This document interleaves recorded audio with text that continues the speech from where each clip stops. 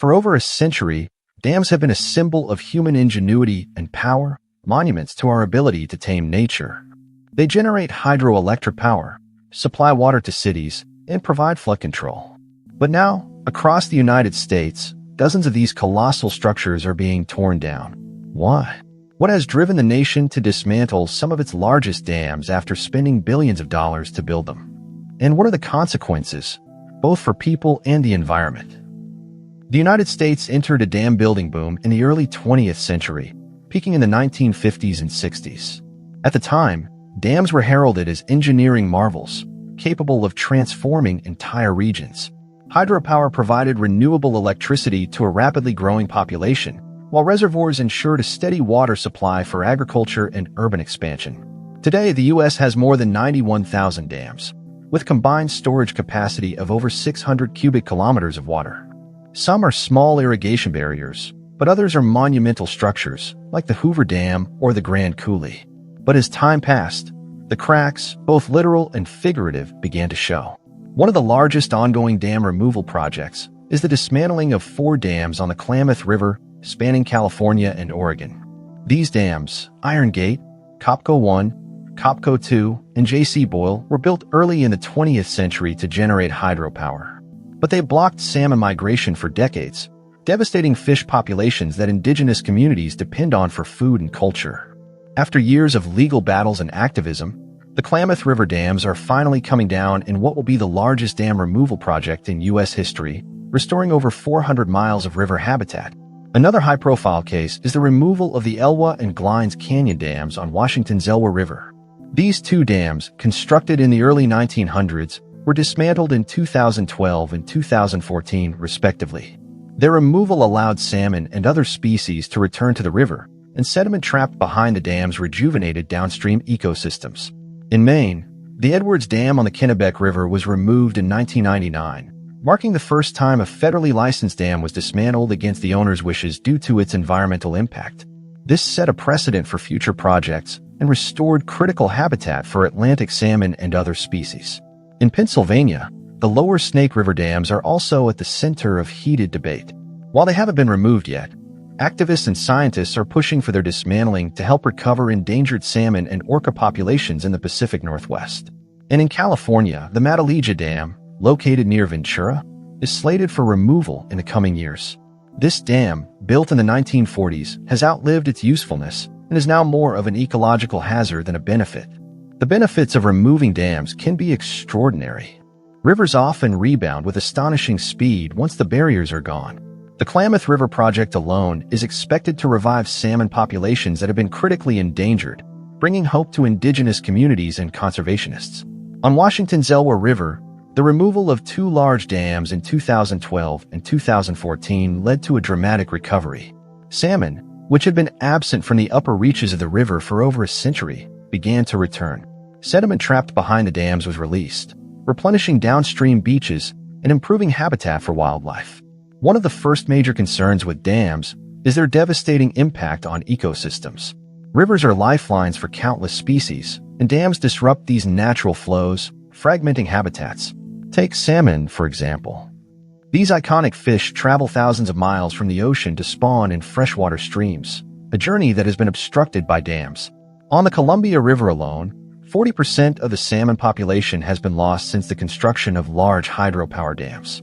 Fish ladders and bypass systems were introduced, but they've proven to be only marginally effective. Beyond fish, stagnant reservoirs created by dams trap sediment and nutrients, leading to algae blooms and oxygen-deprived waters.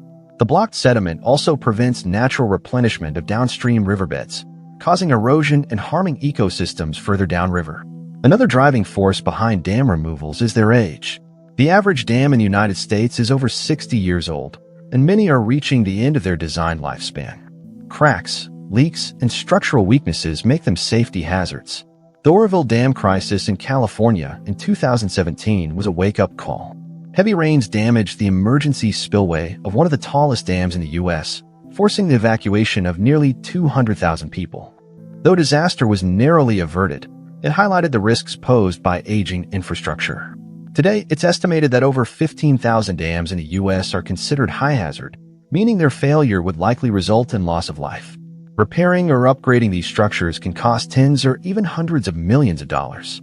For many communities, removing the dam entirely is the more economical choice. The push to remove dams isn't just about infrastructure, it's also about restoring natural ecosystems and respecting indigenous rights. Indigenous communities have long relied on free-flowing rivers for food, culture, and spiritual practices. Many tribes, such as the Yurok and Karuk in California, have led efforts to dismantle dams that block salmon migration, a vital part of their heritage. But the removal of dams raises a critical question. What about the energy they produce? Hydropower currently accounts for about 6% of the U.S.'s total electricity generation, a modest share in the grand scheme of energy production, but cornerstone of the renewable energy mix. Unlike fossil fuels, hydropower produces no direct greenhouse gas emissions, making it an essential tool in the fight against climate change.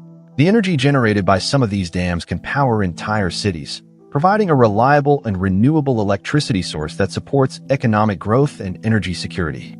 Dismantling large hydropower dams means losing not only a source of clean energy, but also a critical element of energy stability in regions that depend on it.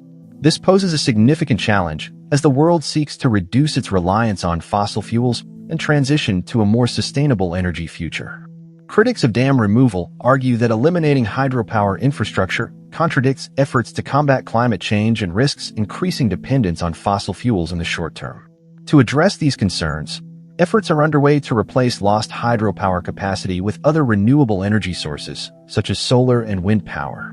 These technologies have seen dramatic advancements in recent years, making them more efficient, scalable, and cost-effective. Large-scale solar farms and expansive wind turbine arrays are being built to fill the energy gap left by decommissioned dams.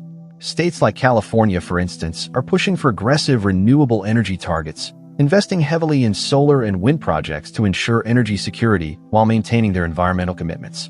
In addition to large-scale renewables, there is growing interest in innovative hydropower solutions that minimize ecological disruption.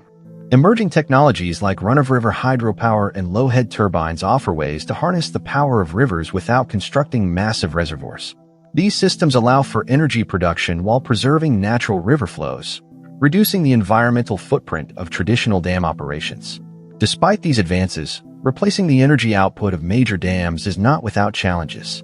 Solar and wind power, while promising, are intermittent by nature and require substantial investments in energy storage technology, such as batteries, to ensure a consistent power supply.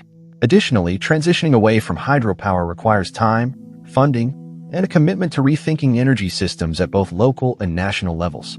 For many communities, this trade-off remains one of the most contentious aspects of dam removal.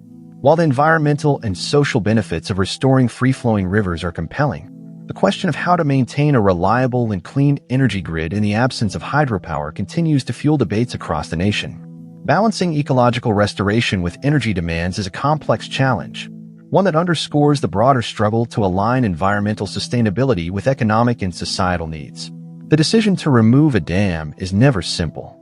It involves weighing the environmental and cultural benefits against the loss of infrastructure and energy. As more dams come down, the United States faces a critical crossroads. Will this movement lead to the restoration of ecosystems and a brighter future for our rivers? Or will it leave communities grappling with the consequences of lost power and water security? The story of dam removal is still being written. And as rivers once again carve their way through the landscapes of America, only time will tell if this bold experiment will succeed. Thank you for watching.